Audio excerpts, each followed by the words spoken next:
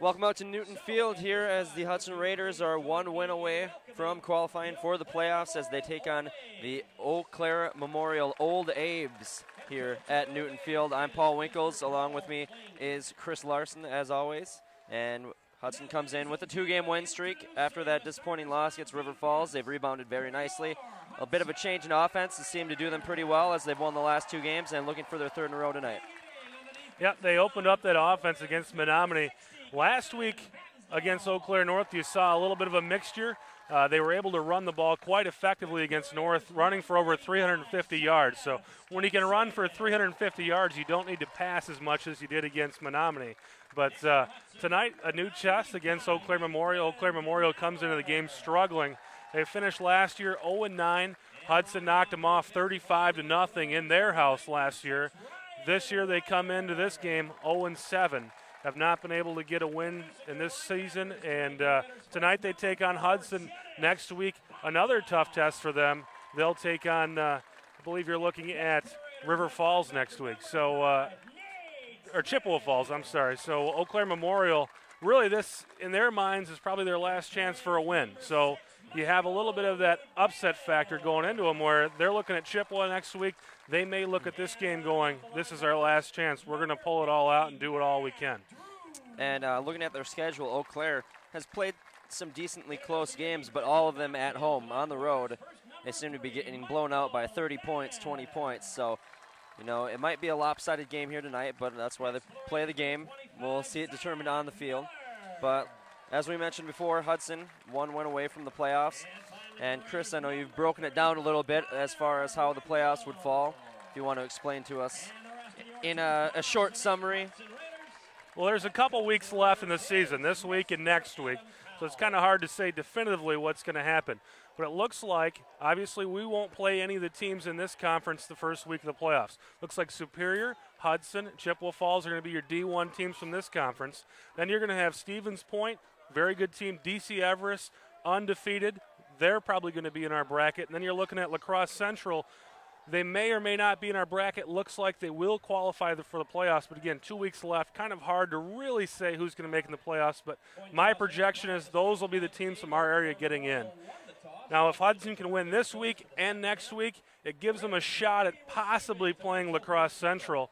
They also may get sent to Stevens Point, which could be a tough game. Last year, the Raiders had to play them the first week. If they win tonight, lose next week, they're probably going to have to play DC Everest. They're the number 4 team in state. You don't want that scenario to happen.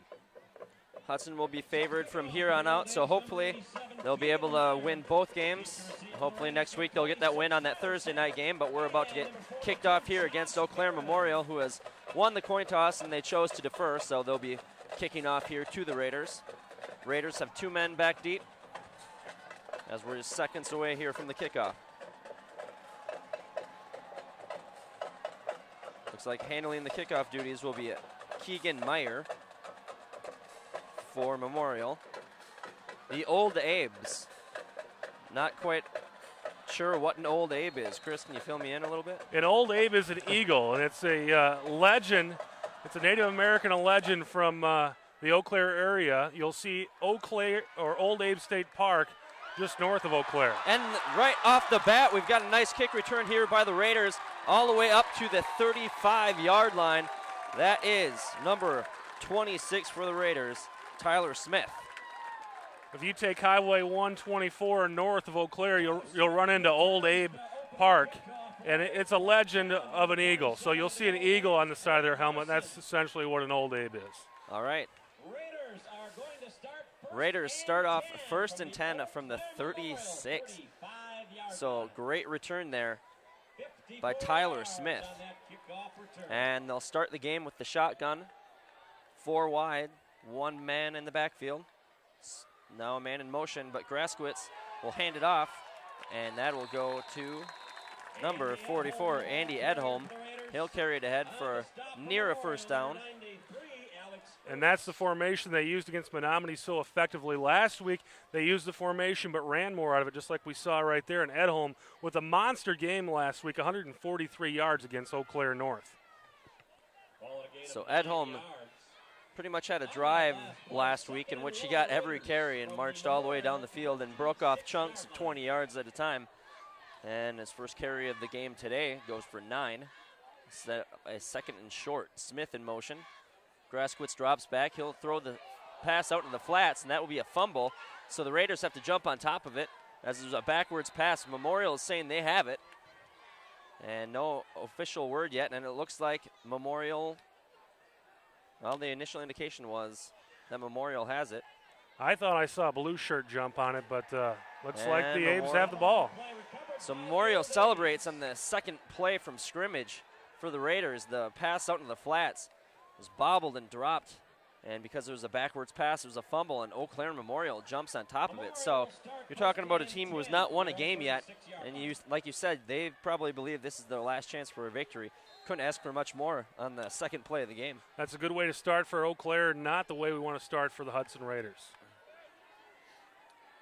Got a couple wide receivers split out, man in the backfield. And first play for Memorial will be a handoff, and that will go for about 1, maybe just getting back to the line of scrimmage. That'll set up a second and long. Memorial's had a hard time moving the ball this year. The Hudson Raiders were able to hold Eau Claire North to just 5 first downs last week. If things hold the way that they have been for Memorial, you could see a very similar defensive effort for the Hudson Raiders defense tonight. Carry there was by Ricky Caldwell. Officially went for no gain. Zach Mestel is the quarterback. He's under center as a man in motion. And takes the snap. He'll hand off again to Caldwell. Caldwell picks up about the same, maybe 1 if he's lucky. So it's going to set up a third and long as they go to the run twice. Almost identical play there 2 times in a row. You will see Eau Claire Memorial throw the ball. Mestel has 105 attempts on the season, so about 15 attempts per game. But his percentage not so good. He's completed just 37 of those 105 attempts. Lugatis with the stop on that last play. Now you got 4 wide receivers from Memorial, 1 man in the backfield. Expect a pass here as Mestel is under center. He'll take the snap, he'll drop back. He's looking over the middle, now he's getting pressured, and he's just gonna throw that one into the ground, and we're gonna have an intentional grounding here as it looked like he threw it at one of his linemen. So we're gonna have a penalty that'll make it 4th down after the loss of downs and push him back. So good defensive stand there by Hudson. He threw it to the right jersey, but unfortunately, if it's one of your jerseys and it's an offensive lineman, they're not an eligible receiver, so hence the penalty there. The intentional grounding, you'll lose it down. The ball is spotted right where the violation occurred. But as you said, the Hudson Raider defense looked exceptional on that drive, and more of kind of what we saw last week. Couldn't quite see who got the pressure there. It was either Seth Stanchek or Ethan Denauer. Looked like Denauer. And that'll set up the 4th and very long. So the punt team comes out. And same as their kickoff guy, Keegan Meyer, will also be handling the punting duties. He takes the snap and a wobbly kick, very low. That'll land right around the 47, and that'll just be covered up by the old Aves. So the Hudson Raiders will begin at the 47 in Eau Claire Memorial territory, and they'll have very good field position, picking it up pretty much where they lost it on the last drive. Basically have the ball right there, and basically just lost a few minutes on the clock is the only thing that happened there. A nice save there by the defense, and that punt and the penalty certainly didn't help Eau Claire at all during that drive. Hudson's defense very good last week and starts off the game very strong this week. Graskowitz takes the snap, he'll hand it off up the middle, and that'll go for about 4 yards. We'll have to wait for the official measurement. Edholm on the carry. Now, Eau Claire North they were only able to pick up 118 yards from scrimmage. If you can hold a team to 118 yards from scrimmage, you're going to win a lot of football games. Tonight they're at about -15 after that penalty on 3rd down. Their offense showed absolutely nothing in Hudson's defense. The big stop, getting the ball back after that initial fumble. Graskowitz, he'll drop back, looking for another pass here. He'll scramble to his right, and he'll find a man, but he throws it low. He had a man open at the first down marker, but on the run, just difficult throwing across his body, trying to get that one complete. Certainly a tough throw to make, but Graskowitz in the last couple weeks, he hasn't missed too many of those. Usually when he's got a guy open like that. And really, he's thrown very well on the run this year. That was something that you don't see a whole lot of Graskowitz. Looked like Tyler Smith was the intended receiver, but just fell about a yard short of him. So now we'll have a 3rd down and 8. Graskowitz under center, 2 wide receivers split out right. Vanden Broek on the outside. He'll scramble right again. He's getting pressured, and he's going to be dragged down by Memorial. That's number 52, Greg Antonsen. Something great defensive stand there. Somebody missed an assignment there. I mean, there's no reason someone would have that clear of a shot at the quarterback. Somebody missed an assignment there, and again, something we haven't seen a whole lot from the Raiders the last couple weeks. The offensive line has been absolutely stellar, and the defense speaks for itself. So we'll have a 4th down here. Punt team is out. 2 very similar drives by these teams on back-to-back 3-and-outs.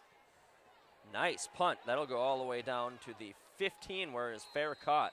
So very good kick there by Hudson's number 22, Chase Graskowitz, of course.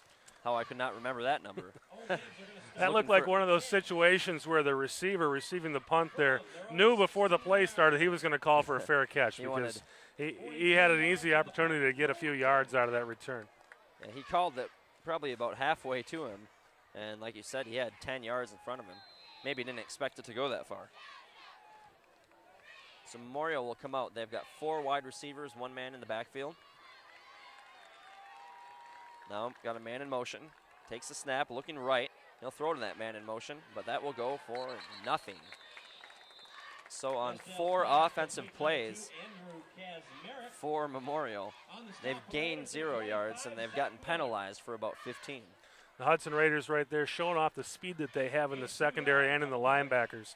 They're covering the flats very well. We'll look out there to the flat, and there was 4 blue shirts right in the area the second the guy caught the ball. So Zach Mestel with the complete pass there. He is the quarterback. Very low completion percentage on the season, but gets that one. He'll drop back, he'll hand off, and gain maybe a couple yards. That was Caldwell. He'll get up to about the 20-yard line. Again, some great pursuit. They took it outside there on the run, and the blue shirts are right there. There were more blue shirts than white shirts, and whenever you had the advantage of shirts, you're usually going to win that contest. We're already down to 6:55 left here in the first quarter. No score. Both offenses have looked pretty anemic so far. Or you can attest that to the strength of each defense. But there's been some offensive miscues on both sides. Mestel will drop back. He's looking over the middle. He'll complete the pass. That's to about the 32-yard line. That'll be good for a first down. So Eau Claire Memorial gets the first down of the game. Nice pitch and catch there by Mestel. Put that ball right where it needed to be, and the receiver found a little spot out there. I mean, on a little hole, and Mestel hit him right in the numbers. The longer that Memorial stays at a scoreless game and stays in this game, the more confidence they're going to have. And you don't want to get in a situation where Hudson's going to have to press a little bit, knowing that they're supposed to beat this team. Mestel will take the snap. He'll hand it off to Caldwell. Caldwell will rush up the middle before he's wrapped up. That is Stanchek with the tackle. Couple yards on the carry. That was a weight room tackle right there, because Stanchek just grabbed him with his arms and yanked him down. That was not a shoulder tackle. That was a rip the other player down to the ground. So good tackle there by Stanchek. You were saying earlier, Paul, Eau Claire Memorial trying to stay in this game. They've been able to do that, like you said earlier, at home, have not been able to do that on the road. So far, their defense keeping them in the game. Mestel takes the hands it off, to Caldwell. And their running game does not seem to be getting much going so far, as that's about the 4th or 5th carry for Caldwell. He's gained maybe 5 or 6 yards. They've had a hard time running the ball this season. All of their running backs really have had a hard time moving the ball either way. But if you can't run the ball in high school football, you're going to have a hard time getting success. And Eau Claire Memorial has not been able to run the ball this year. Last week, Bobby Nyland got 96 yards for Memorial, but he has not taken a carry yet. Mestel will drop back. He'll throw out this short swing pass, and it's complete, but tackled well short of the first down. It'll be spotted around the 37-yard line. Bobby Nyland gets his first catch of the game after I mentioned him receiving 96 rushing yards last week. Memorial. They'll punt away. Nyland's 96 yards is pretty impressive in that they played Menominee last week. But one thing you may want to look out for, Joe Labuda, the coach of Menominee, says his team has the flu right now. And Memorial played them last week. So you may be seeing a touch of the flu out of these Memorial players if Menominee has the flu. An interesting hypothesis. So we'll have to see if anyone's bent over on the sidelines throughout this game. Short punt again. That'll be taken around the 32-yard line. And he's got some space. That is number 42, Josh Perrin. He gets up to about the 47-yard line. So Perrin with a nice little return there. There's been a couple of kickoffs where Hudson Raiders have looked like they've had a lane where they might be able to take it all the way. Starting with that initial kick return by number 26, Tyler Smith. But looks like, the special teams might be able to get something going in this game. If you can get a couple 15, 20-yarders before you know it, you'll break a couple. But the first step is getting into that second level, and they've been able to do that tonight. Graskowitz under center. He's got Vandenbroek split out wide. Handoff will go up the middle, and that is Edholm. Edholm will get about 3 yards on that carry. On the stop from Memorial, number 30. So we're already seeing a much closer game this week than the one that we saw last week, in which pretty much every play that Hudson ran would go for positive yardage. We in huge chunks. Haven't seen a whole lot come out of the playbook yet tonight, though. They've played it pretty conservative. It'll be interesting to see how the rest of the play calling goes tonight. Handoff again to Edholm as the conservative approach continues. Pushes his way about to the 46-yard line. That'll make it a 3rd and about 4.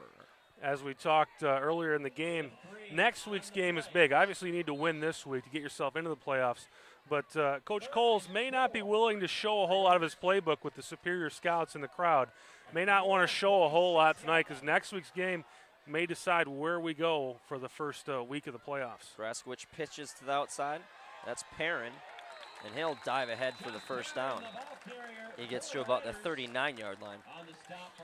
But as this game goes on, you want to hold back your playbook, but the longer it stays 0-0, maybe you have to slowly open it up a little bit to get a lead. Absolutely. You need to get the victory here first tonight. But if you can do that without showing a whole lot, next week's game will be huge if we can come out of here with the win tonight. Vandenbroek split out right. Graskowitz will hand off to Edholm. Edholm's got some space. He'll get up to the 27-yard line. One of the advantages that Hudson has over most of the teams in the conference is their offensive line is so much bigger than the rest of the teams in the conference. And when you have a line like that, you may not see big chunks early in the game, but they'll start wearing on the defensive line later in the game. Edholm picks up the first down on that carry. Same formation. Handoff again to Edholm as he's just wearing out that defensive line. He'll get up near the 20-yard line. So we're starting to see, the bigger chunks come off from Edholm, much like he had last week. And a lot of times, we talked before too, Eau Claire Memorial, this is their game. This is the last chance, really, they may have a shot to win. So you see a lot of adrenaline in those early parts of the game. That's starting to wear off now. Smith in motion, but the handoff again to Edholm. He's got some space, and he'll just continue to dive forward as he's almost to the 10-yard line. So feeding the hot hand, Eddie Edholm has gotten the last couple carries, but we'll see what the penalty is, and it's going to be a hold on Hudson. Well, the Raiders have been able to get that run going, and get the run going, you can stay away from those penalties, you're fine. But when you get a penalty like that, that may force the Raiders to start passing the ball again, which is unfortunate the way they've been able to run this ball during this drive. So we'll see when they mark it back. Penalty is a hold against the Raiders, 10 yards from the spot of the foul. It remains second down. So it'll be second down. Won't be a full 10 yards off the down distance, but it'll be a 2nd and 14. Got two wide receivers split out right. Graskowitz under center, fake the pitch, hand it off up the middle. Looked like that one went to Perrin. Perrin able to get to the 30, but it's going to set up a 3rd and long. And that's where the penalty kills you. You go from having a first down to a long 3rd down conversion. This is obviously a passing situation. The Raiders were able to run some screens out of this down and distance the last couple weeks and have been successful with it. Let's look for it here on this play.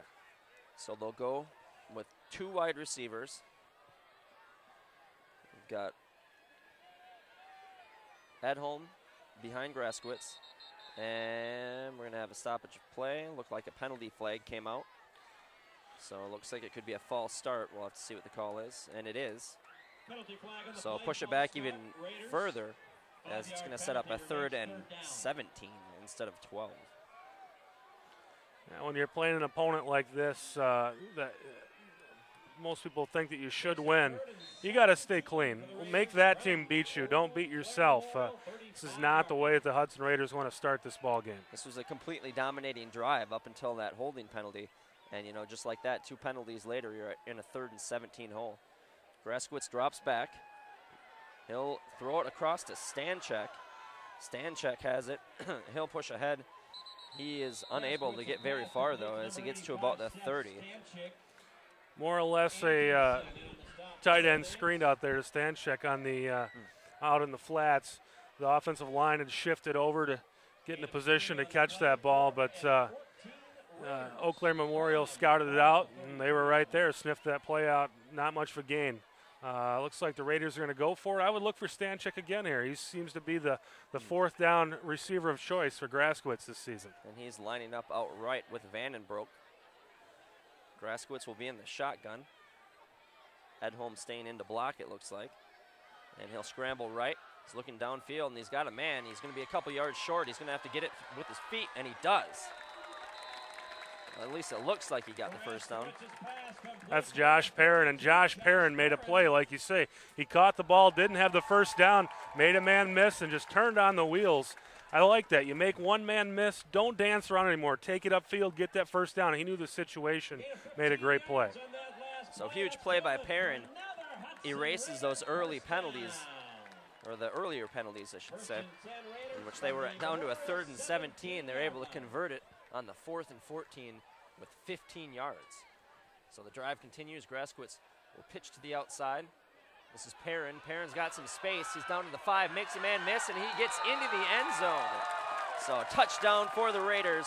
After that drive looked to be dead at the 30-yard line. A couple plays later, Josh Perrin dives into the end zone to put the Raiders up 6-0. Once again, just like we saw in the last play, Perrin's got some wheels. He made some guys miss and then just got real shifty, moved around, and found himself into the end zone. But can't say enough, the Hudson running backs, they never stop moving those legs, and Perrin just seemed to be weaving right through the Memorial defense there. So Perrin really saves the drive on that last series. As there was 4th and 14, Perrin catches the ball a little bit short and makes a couple men miss, dives for the first down, then shows that shiftiness on the next play as he makes a few men miss as he dives into the end zone. So we have our first score with 14.5 seconds left in the first quarter. The Raiders are on the board. 7-0 is the score. Yeah, minute 45 left from the first quarter. The Raiders finally started to look like what we expected them to look tonight. They look like the best team on the field. They did there on that drive. The defense has looked great tonight. The offense has moved the ball, but haven't been able to get it in there, and that time they did. Great 4th down play by Josh Perrin. Comes back out, very next play and first down, and gets through the Eau Claire Memorial defenders once again for a touchdown. I'm sure Cowles is on the sideline, not extremely pleased with how his team has played here in the first quarter, especially with those 2 penalties on the 3rd down when they had a 1st down. So I'm sure they're going to get a scalding for that. But essentially positive on that last drive. They're up 7-0, and their extremely stout defense comes back onto the field after this kick return. Sometimes you do everything right, but things don't happen right for you. Sometimes you do everything wrong and things happen right for you. But in a situation like that where you have those penalties, it's not something a coach wants to see. If they're playing well and just not getting it done, you can live with it. But when you make mistakes, coaches don't like to see that. So the offense for Memorial will come back on the field. They'll go 4 wide receivers. Zach Mestel under center. Take the snap, drop back, look left, he'll throw it, and that'll go over the head of his intended receiver. He's looking for number 2, Kazmarek. Incomplete, 2nd and 10. Old Age from Just goes over his head. That'll set up a 2nd and 10. Kazmarek is a coach's son, Jim Kazmarek, longtime coach of the Eau Claire Memorial basketball team. That's his son on the field for the Eau Claire Memorial football team. 2 wide receivers, couple men in the backfield. Mestel, he'll take the handoff, or he'll hand it off, and that is number 23 for Memorial. He'll pick up the 1st down and more. He's out to the 48-yard line, and finally they get something on the ground, as it seemed like throughout the entire game Caldwell's been stuffed pretty much right at the line of scrimmage. He finally gets to that 2nd level and is able to pick up a big chunk of yardage. Got to the 2nd level, put on a nice spin move to break out of a tackler, and picks up a big gain for Eau Claire Memorial, looking to answer that touchdown by the Hudson Raiders on their last drive. Looks like we're going to have a change in direction as the quarter comes to an end. So 1 quarter is in the books. The Raiders are up 7-0, but Memorial with a little bit of momentum on that final play of the quarter pick up, looks like about 20 yards on the carry by Caldwell. So they'll have something to lift their spirits here as we switch sides. Both coaches out talking to their team. The defense for the Raiders has been very, very good today, except for that last play. But no turnovers yet for the Raiders. 1 for Memorial. They were unable to cash in. It was on that 2nd play of scrimmage for the Raiders of the game. They tried a swing pass out to the right, and it was a backwards pass, so it was a fumble. Memorial was unable to capitalize. And then right at the end of the quarter, the Raiders get on the board, and that's pretty much the story of the game. And Memorial, like you say, haven't been able to move the ball yet tonight up until that last play, but now they're at midfield, and if they can get an answer here, it'll put a little pressure on the Hudson Raider offense if they come back on the field. So we're just about to get underway here with the first snap of the 2nd quarter. Got 2 wide receivers, 3 men in the backfield. Mestel. We have an early jump here by the Raiders. Might have been a hard count. We'll see. I believe they're going to call it on the Raiders. So pushed up 5 yards for Memorial. Indication encroachment on the defense. They called that one pretty tight. They did jump. Didn't appear like they moved into the neutral zone, but the officials thought they did. And they're a little bit closer to the field than we are, so we'll take their word for it on that one. But moves the ball 5 yards further ahead for the Old Abes, and now they're in Hudson territory. They actually had both linemen on the right side. Both jumped. Seemed like the end jumped a little bit more. And those guys shouldn't be jumping. They can see the ball from where they are. Mestel, same formation. He'll hand off to Caldwell. Caldwell dances around. He finds a lane on the left side, showing some speed, and he'll get up to about the 39-yard line. Flag comes down towards the end of the play. Usually when you see a running back stutter step like that behind the line of scrimmage, it's not going to be a good play for the offense. But Caldwell turned it on and picked up some nice yardage there, but they're going to back up. So this one's actually going to come back as there was an illegal block in the back. But Caldwell definitely looked like he had some lane to run. Sorry, my mind just got lost there. But Caldwell looked like he was designed to run to the right. He kind of waited a little bit, and the defense pursued following where the blockers were going to be. And Caldwell just kind of came to the left, had some space, but the penalty will pull that one back. And the Raiders do pursue well. You may see Memorial come back to that play later on. The Raiders do pursue well, so you can take advantage of that every once in a while. Mestel under center. Similar formation. We actually had Caldwell fake that the snap went over his head, and the pass to him gets broken up as that pass was about 5 yards behind the line of scrimmage. So that one wasn't going anywhere from the start, but an interesting play there as Caldwell faked the direct snap to him going over his head. That was a screen that looked sort of like a circus play, but they had the screen on and the Raiders sniffed it out well. They're lucky that Eau Claire Memorial's very lucky that ball wasn't intercepted and take it back for a touchdown. It was a forward pass thrown ahead by about a yard, so it'll just be an incomplete pass as opposed to a fumble. So now we have a second and long. Handoff goes to number 5, first carry of the game for Sam Fisher. And he's able to regain a couple of those yards, but it'll set up a 3rd down and long as he gets up to about the 49-yard line before he's stopped by Lugatis. And once again, a penalty really kills a drive. This time, Hudson the benefactor of the penalty, but another drive killed by penalties. You can't make mistakes. So Mestel looking to convert on 3rd down here as they're at about midfield. Raiders are up 7-0. Memorial trying to answer on the drive following. He'll get pressure. Mestel actually has a screen set up. He's got some blockers in front of him, and he's near the 1st down, then he fumbled. The Raiders pick it up, and they've got some space to run. That is number 35 for the Raiders. That is Connor Wenzel, and he takes it all the way up to the 29-yard line. So it looked to be a very good play by Memorial. Turns into a huge miscue. Wenzel takes advantage and takes it up to the 29. In this last 2 weeks, the resurgence of the Hudson Raider football team on defense. Of course, you have the Stancheks and the Michael Lugatises, but Wenzel has been huge in the defensive backfield. Seems like he comes up with a big play every night. And kind of that over pursuit by the Raiders is what set up a very nice-looking screenplay, but Wenzel bails him out with the fumble. Now Edholm takes it. He'll rumble forward. He's still on his feet.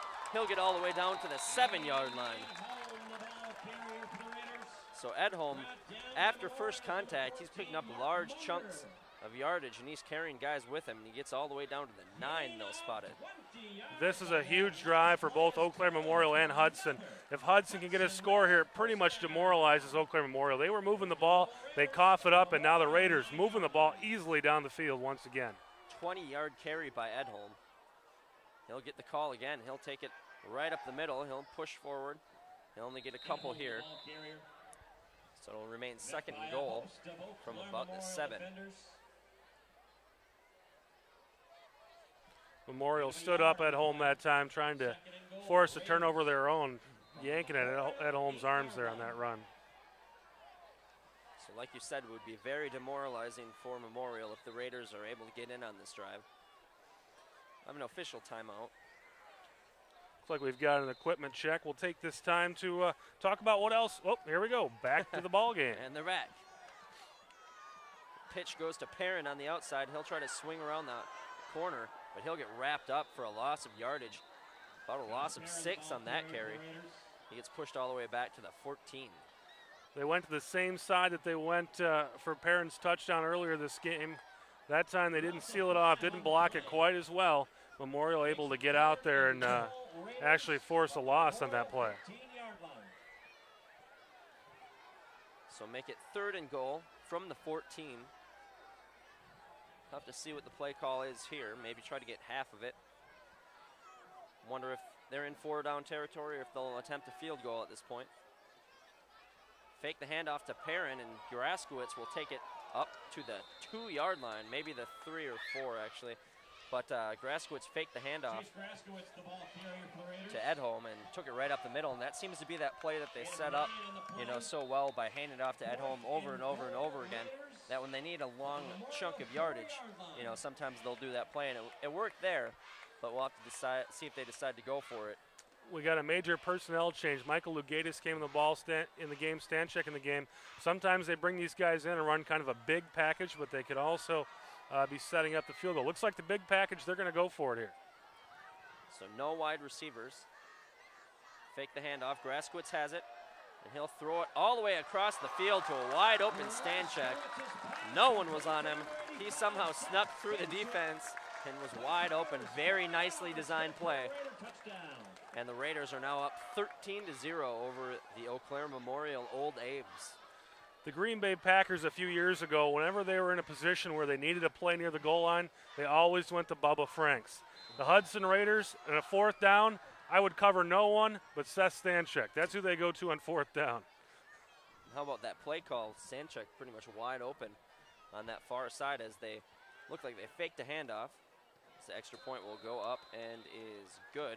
But it looked like they faked the handoff, and then he rolled right as if he was going to look for someone to the right, and then he just stopped, planted his feet, threw it to the opposite side of the end zone, and Stanchek standing there wide open gets the easy touchdown.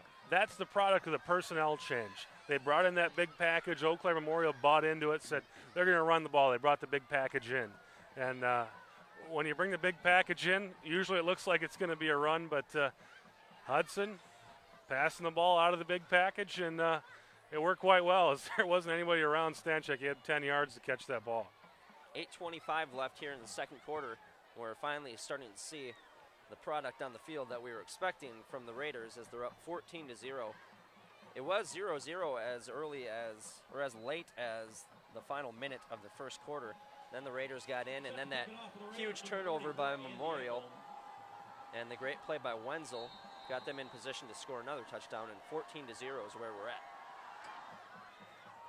Kickoff will land at about the 10-yard line where it's fumbled by Memorial, but picked back up. And that fumble will allow the kick team to get down and make a tackle very deep in Eau Claire Memorial territory, right around the 17-yard line.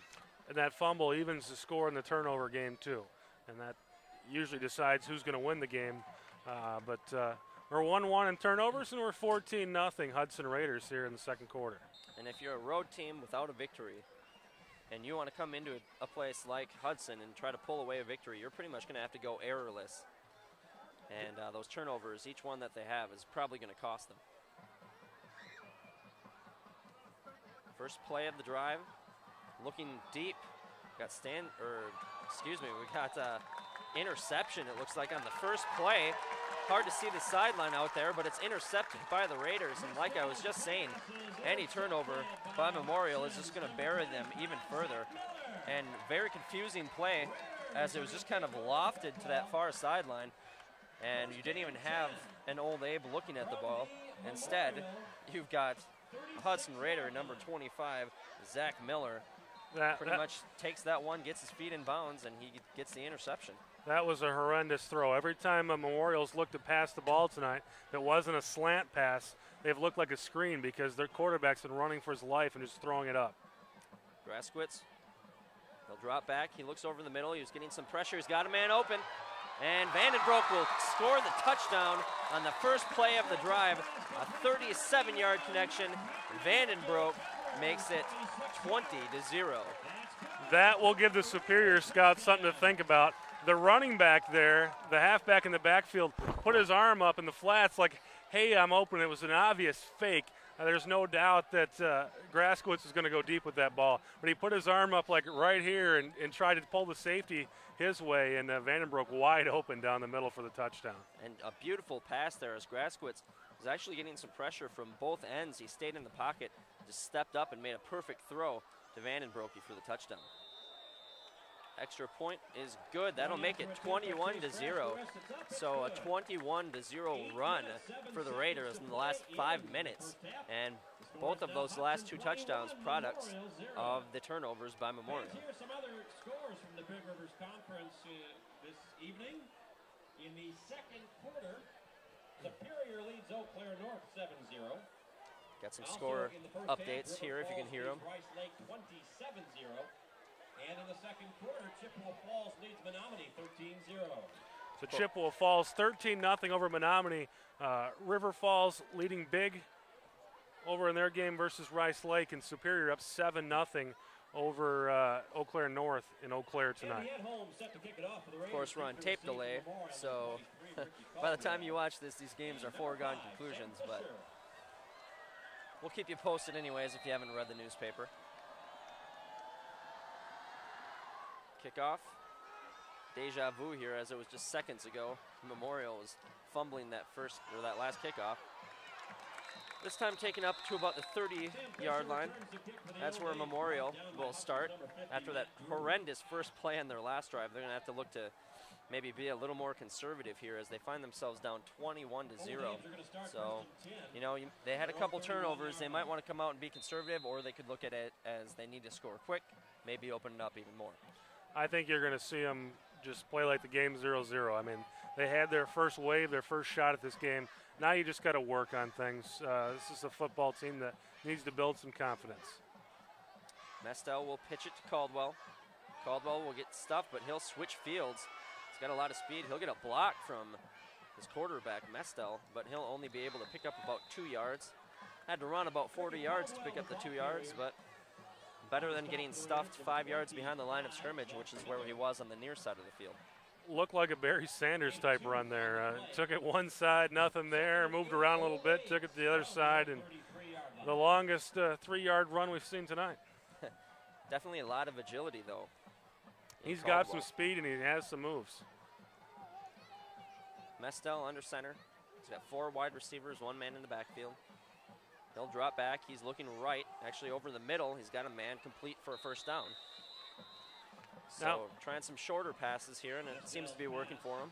If I was Paul Kling, that's what I would run. The 2 or 3 pass plays that we've seen that have been 3-step drop and throw, Memorial has had some success that way. The time where they've actually tried to drop back have not gone very well for them. So you may see more of that tonight.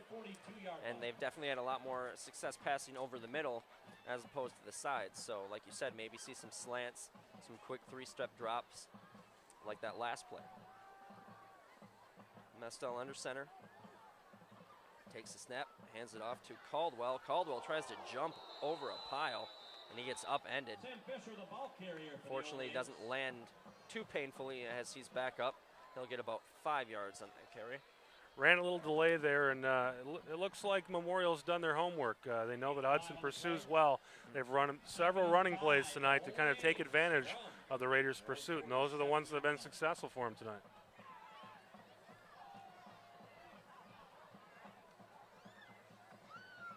We got a 2nd and 5 from the 46.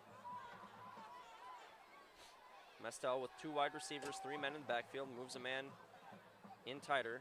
And now how that can't be a false start, I don't know. They finally blow it dead. So that'll negate the 5-yard run by Caldwell and make it 2nd and 10. We talked about the Raiders on defense when they had their encroachment penalty, how they could see the ball. The running back in his spot back there, he's just going off a cadence. So either he heard something or he didn't hear something he thought he heard, or else he came out of the huddle with the wrong cadence, because the running back has to go off the quarterback's cadence, and that was not done well there. So Mestel with a man in motion behind him. Will hand off, and this one goes for about 5 yards, so make it about 3rd and 5. That was actually number 31 on the carry, Bobby Nyland. Nice looking, powerful run there by Nyland. That was north-south and just going forward and pushing a couple guys out of his way. Nice looking run there. Eau Claire faced with a 3rd and 6. There's 5:30 here left in the first half. Hudson Raiders up 21-0. This game was much closer towards the end of the first quarter. The second quarter has been completely owned by the Raiders. Mestel under center will take the snap. He drops back, looking right. He pump fakes. Now he'll go over the middle, and that one will be intercepted by the Raiders. Got some room to run as well, as that was another horrible throw. Michael Bennett with the interception. And once again, like you said, Paul, they've been successful with their quick throws, but every time they've tried to run something down the field, it just hasn't looked very good. So they're going to have to make some sort of change and kind of figure out their play calling there, because when you throw the ball like that, it's just not worth throwing deep. When you're running right, you pretty much don't want to break that plane of where your shoulder is pointed when you're scrambling right, trying to throw across your body, which he did there. Goes deep over the middle and it gets intercepted. Graskowitz, first play of the drive for the Raiders, will carry it for about 10 yards. So third straight drive by Memorial that ends in a turnover, and that's been pretty much 14 unanswered points on those turnovers. Actually 21 answered overall for the Raiders, and they're looking to add on to that lead after yet another turnover by Memorial. You talked about throwing across the body. You can do that when you're wearing just a jersey or a shell, but with shoulder pads on, it's a different type of throw to make. Van and Brockie split out to the near side. Graskowitz actually fumbles on the exchange. It looked like he was faking the handoff. He was trying to pull it in, and this time Eau Claire Memorial will receive the turnover. So the defense is going to have to jump right back on the field as Memorial gets a break, as it looked like to be maybe a miscommunication between the ball carrier and Graskowitz, as it kind of got pulled in between them and landed, right in between them. Yeah, they just didn't make the transfer, and that's something that this offense does a lot. So that's really something that's sort of out of character, because that's a play that they run every night several times. I'm sure they run it more than several times during practice. Just something out of character there. So Mestel will begin the drive by handing off to Caldwell. Caldwell will pick up about 4 yards. And it is a risk they run. Anytime they do those play actions, it seems like they're really like stuffing the ball right on the numbers and then pulling it back out just to make the fake seem, even more like an actual handoff. And when they, do that, anytime you have a slight miscue, if the running back maybe closes his hands on it a little bit, you might fumble like that, and that's what looked like happened on that play. To steal a line from diving, he added to the degree of difficulty. Handoff, once again to Nyland this time. He'll pick up a couple yards. He'll set up a 3rd down and 3. So we're starting to see Nyland get worked into the mix a little bit more. And the way the Abes are throwing the ball, you may see much more of Nyland, because they've been able to run the ball the last few times they've been out on the field. Eau Claire Memorial has been able to run the ball pretty effectively, but they've given it away on the pass plays. So Mestel has 2 interceptions here in today's game. Memorial has also fumbled, but the Raiders have also turned the ball over twice. So a lot of errors in the game. Handoff up the middle will go for a 1st down. Like you said, Memorial continues to move the chains on the ground, but anytime they drop back and try to find anything deep, it just seems to be a disaster for them. They've been handing the ball off to the deep back just about every play. That time they hit him with a quick hitter, gave it to the up back, and an easy 1st down there for Eau Claire Memorial. So Memorial will have a 1st down from their own 49. Raiders defense might be a little winded. They just had to come off the field, come right back on after the turnover by the offense. Handoff to Nyland. Looks like his forward progress will get him about a yard or 2 before he's shoved backwards. With the clock ticking at 2:33, Memorial may have to shift it into high gear, may have to look at passing, something they probably don't want to do, but with 2:30 and ticking, you could see the old Abes going back to that pass.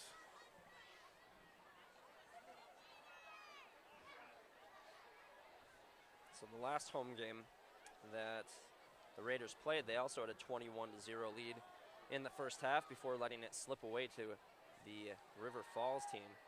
Pass over the middle, and that one should have been intercepted.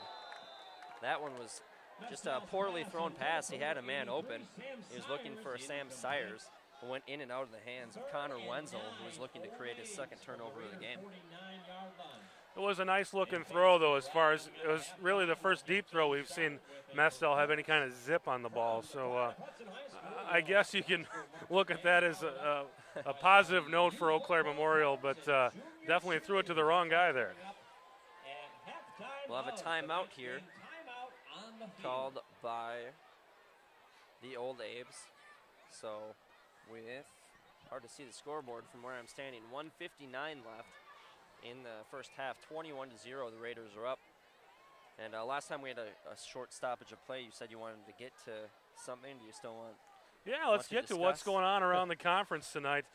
Menominee taking on Chippewa Falls, first place versus second place in the conference. Menominee, their only loss in the Big Rivers slate this year, coming to Hudson. So they go into this game 4-1. Chippewa Falls 5-0. That's the big game of the week this week.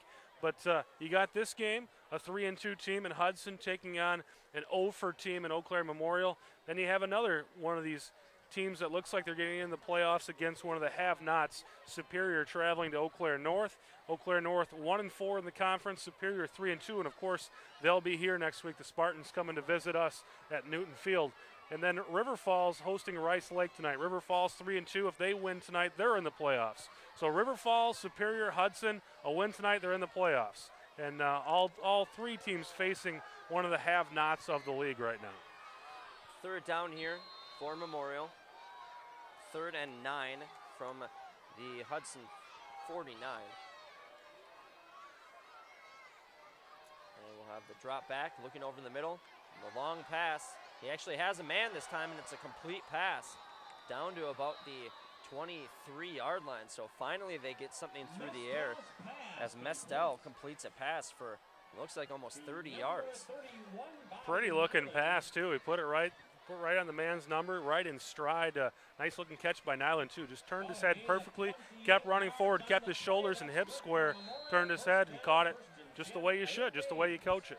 So on 3rd and 9, a 28-yard connection will set up a first down at the 21-yard line for Memorial, looking to cut into this 21-0 lead that Hudson has built.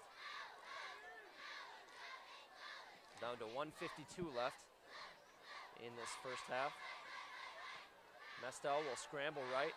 Looked like he was going to keep it himself, but he gets wrapped up and tackled right around the line of scrimmage. Stanchuk with good pursuit there makes the tackle. Nice play by Stanchuk. He stayed home. He didn't over-pursue that play and just kept with the quarterback and grabbed him by the shoulder pads, pulled him down. Can't ask for better than that from your end. I should say a loss of a yard. So make it 2nd and, well, no, about back to the line of scrimmage from the 22. We'll have 2nd and 10. Mestel maybe getting into a little bit of a groove here as he's had a good pass now. Now he's looking for the fade to the left. He's got a man, and he catches it, and he's in for the touchdown. No flags on the play. As Mestel throws up the jump ball, he gets it to number 89, Alex Ayers, and that's a 22-yard scoring strike. So just like that, Hudson now only up 21-6, pending the extra point. And this is really how things turned around in that River Falls game on homecoming. 21-0 lead, a quick score at the end of the first half propelled River Falls in the second half. So hopefully Hudson can, stop the bleeding here after this extra point and maybe score here before the end of the half. Do we really want to talk about that River Falls game? At this point, the similarities seem to be pretty striking as Hudson was dominating that game in the entire first half. Then a couple miscues gave the River Falls team a little bit more confidence going into the half, and that's exactly what you can see on the Memorial sideline right now. Obviously not as talented of a team. They haven't won a game yet this year. But, you don't want to give your opposition any confidence at any point in a game. Yeah, it looked like the Raiders were going to head towards the end zone and possibly make this a 28-0 game. That would set up the possibility of a running clock in the second half. But the fumble, and Memorial capitalizes, goes down the field, makes it a 21-7 game. So it goes from being a 4-possession game to a 2-possession game. And that could change the face of the second half because Eau Claire Memorial deferred at the beginning of the game. They'll get the ball first in the second half. But there's still a minute 39 on this clock, and a minute 39 is plenty of time for the Hudson Raiders to move the ball down the field, especially if they can get a nice return here. Memorial hasn't shown the ability to really kick the ball very well tonight. But also the Raiders have shown that they're a little turnover prone today as they've committed 2 turnovers. A late turnover in this half deep in their own zone could be, lethal for a team trying to knock out Eau Claire Memorial. If they let them get back in this game and get it to, 1 score by half, then they're in trouble. So we'll have to see what they decide to do on offense here. First, the kickoff return, of course, and the tackle is made at about the 24-yard line as Perrin is able to get a little bit of yardage. Memorial hasn't been able to punt the ball, but looked awfully good on that. That was their second kickoff of the game. Put it deep into Hudson Raider territory there. Exactly what they needed there, as Hudson has had pretty good starting field position, especially with those awful punts that we've been seeing. But like you said, a very nice kick will pin them back at the 24, and they're coming out with 4 wide receivers. Graskowitz under center, he'll take a snap, and he'll fake the handoff, keep it himself. He'll put a hand on a blocker, and he'll run it up for maybe about 4 yards. Chase Graskowitz, the ball carrier for the Raiders. As the clock continues to run, we'll have to see if Hudson decides to try to speed up to the line, if they're just going to let this thing run out, as there's a minute 15 left in the half. You run that play and see what you can get. If you don't get much, doesn't really hurt you. If you get some, it could put you into overdrive. So let's see what they can do on second down here. 4 wide again. This time the inside handoff to Edholm. Edholm will push forward. He continues to break tackles. He gets all the way up to the 40, and now maybe you'll see them call a timeout. Actually, the clock will stop with the chains moving. But a first down by Edholm, and he is just a beast on the inside. You love to see that effort out of your running back, but in this situation, you don't want to fumble, and Memorial had a few opportunities there to pull that ball out. Graskowitz in the shotgun, takes the snap, drops back. He's looking left. He's got a man open, and that'll be complete for a first down. That was Jordan Salentine. And now we see a timeout by the Raiders. We'll have to see with this stoppage of clock, with the moving of the chains, really allows these drives, with a minute left to really get extended, as they're already up to the line. They don't really need to waste a timeout after that first down. Graskowitz again in the shotgun, drops back. He's got a lot of time to throw. He's looking left. He's got a man open. And that is Perrin. Perrin makes one man miss before he gets ankle tackled. He got around him, but he was just a little off balance, and he gets down to the 13. So just like that, the Raiders flexing their offensive muscle as they're down to the 13 with 29.3 left in this quarter. Paul, how many times have you said that tonight? Perrin makes a man miss. I mean, he's been awfully tough for the Eau Claire Memorial Old Aves to pull down tonight. I almost thought he was going to break that for a touchdown when he made the initial move there. He did, and just a quick clip of his ankle by the defender that fell down prevented the touchdown. But Perrin has just been very shifty in this game. We've seen 2 things: Edholm busting through tackles and Perrin just avoiding them. 2 timeouts left, 30 seconds to play, the ball on the 15-yard line. Certainly they're going to have 3 or 4 shots to get this ball into the end zone. And that's something that this offense has shown in the last few weeks. It's not really been much of a problem for them. If they don't shoot themselves in the foot, they've been able to get the ball in the end zone. So it kind of comes down to whether or not they make a mistake or not. It's going to decide whether or not they score here before the end of the half. And really the 2 turnovers by the Raiders are the only reason that this game is still, within reach from Memorial, only down by 14. Like you said, before that last drive ended, could have been 28-0. So the Raiders, though, looking to answer right back after that last score by Memorial. Graskowitz takes it. He pitches to Edholm. Usually don't see Edholm take the pitch. He'll get down to the 10, and the Raiders are going to have to use another timeout. And that's one of those things that's the luxury of having some timeouts. When you have timeouts, you can run a play like that. If you don't have timeouts, then you have to pass the ball. But with 1 timeout left, ball on the 10-yard line, you could still see a run here, because if they throw the ball in the end zone, they're either going to get a touchdown or it's going to be incomplete. So you may still see a run here on second down and about 6. How about the pitch to Edholm? Don't see that play. Haven't seen that play, at least I haven't, from what I can recall. Usually he's your inside bruiser. Instead, you're kind of getting it to him on the edge, and didn't look like he was quite as effective once you get him out there. They had him in there on the personnel package earlier, but then they switched to the formation. So Edholm's basically playing the position of Tyler Smith in that formation just because he was out there in the personnel package. When you have a runner like that, you want to keep him in the game as much as you can, too. Now we got 4 wide. Edholm in the back. Play they like to go to a lot in the red zone is the fake to Edholm, keeper by Graskowitz. There's the fake, and Graskowitz will keep it. He's going to throw, though. Now he'll pump fake to make a man miss.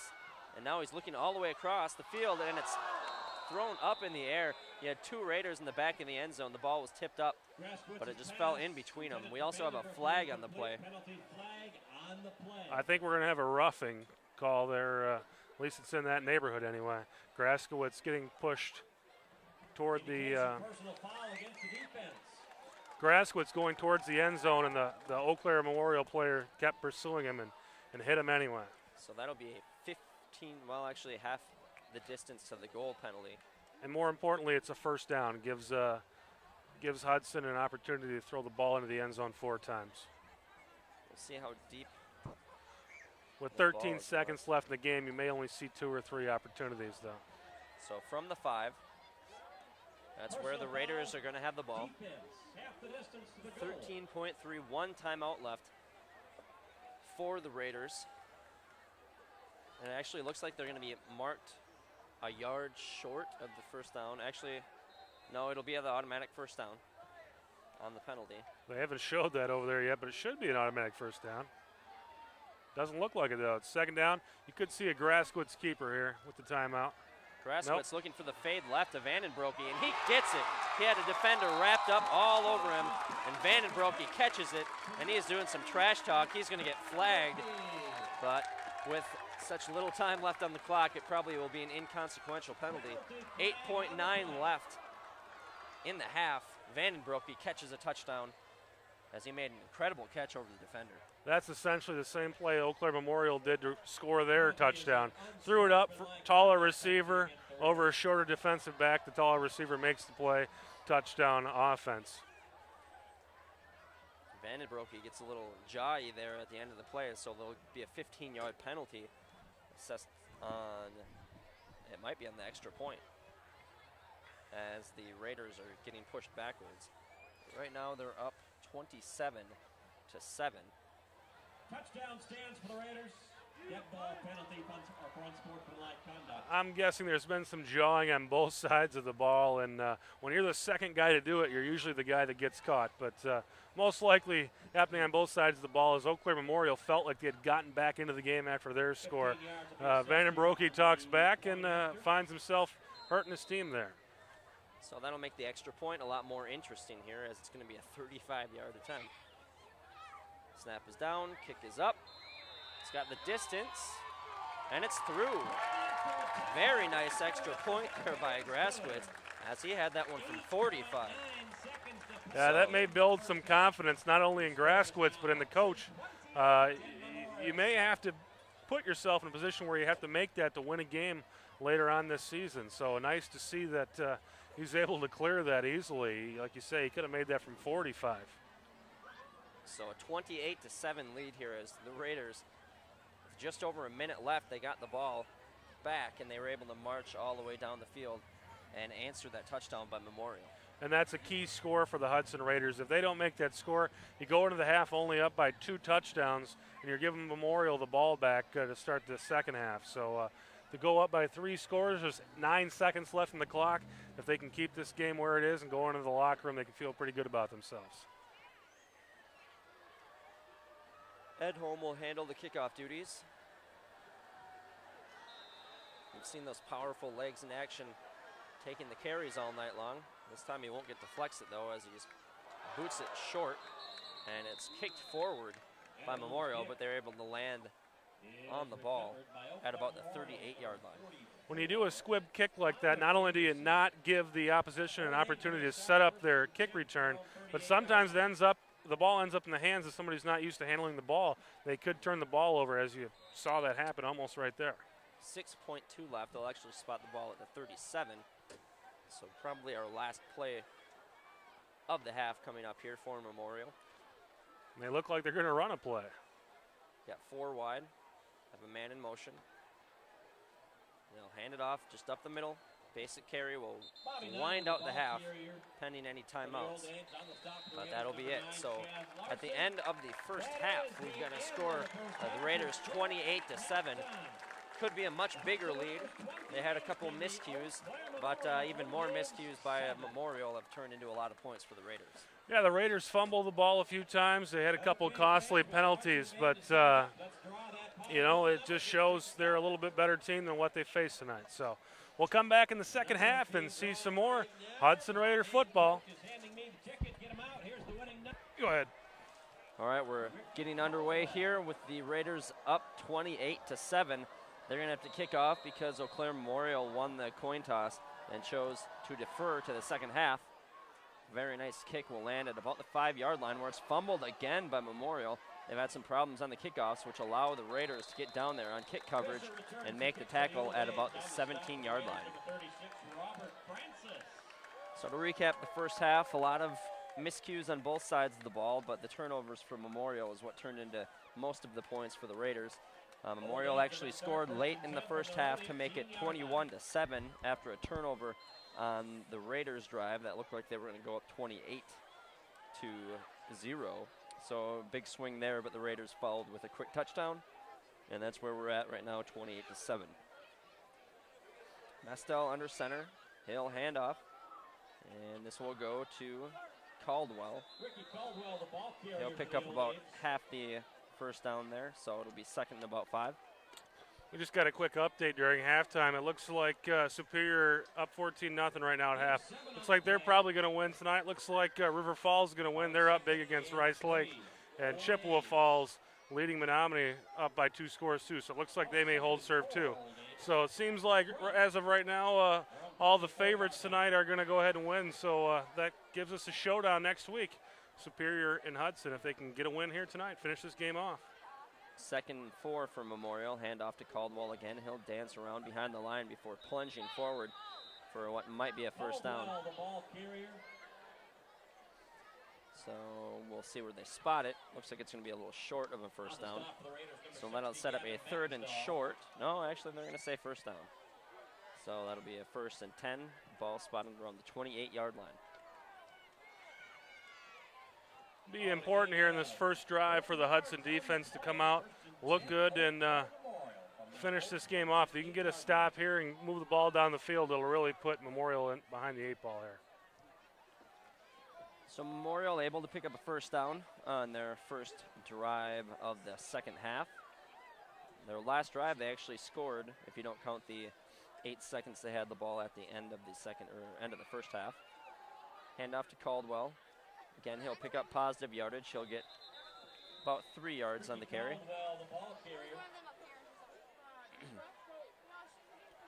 So Caldwell getting the call early here in the second half. We'll set up a 2nd and long. 4 on the play. 2nd and 6, Old Abe's. So we're just underway here in the second half. Old Abe's down by 21 points, trying to respond to the Raiders' touchdown at the end of the first half, which the Raiders marched in over a minute down the field to score a touchdown, and a very nice catch by Vandenbroeke. Now that quick hitter over the middle seems to be their big gainer of the game so far, as anytime they do that 3-step drop, quick fire. Dan Tainter with the catch. He'll get up to about midfield, and he'll have another first down for Memorial. That's been the pass play that's been successful for Eau Claire Memorial. That quick hitter over the middle, 3-step drop, hit your guy, and if he's there, you're moving the chains. So Mestel, who started off pretty shaky, had a couple ugly interceptions, but he's also made a couple nice passes in the last couple of drives. So maybe getting some confidence.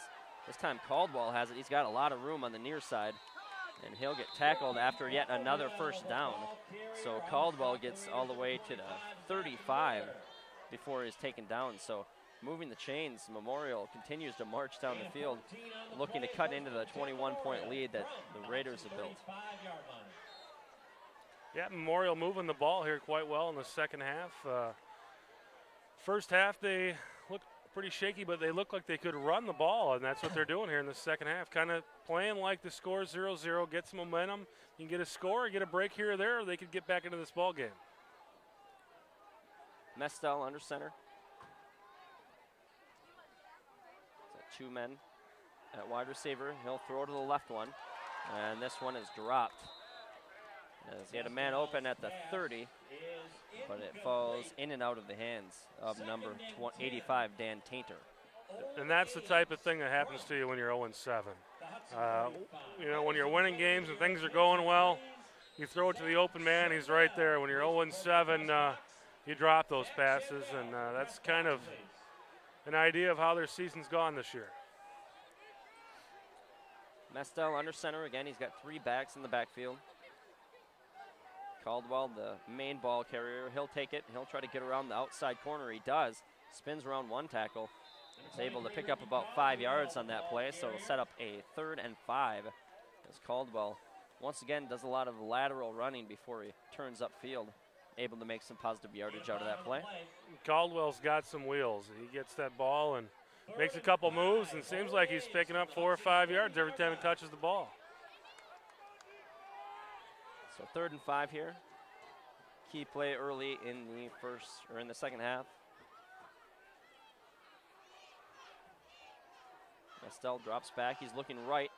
He's going to find Caldwell in the flat. Caldwell turns it upfield. He's going to be short of the first down, though. He only gets to about the 32. Once again, the officials in this game seem to spot the ball.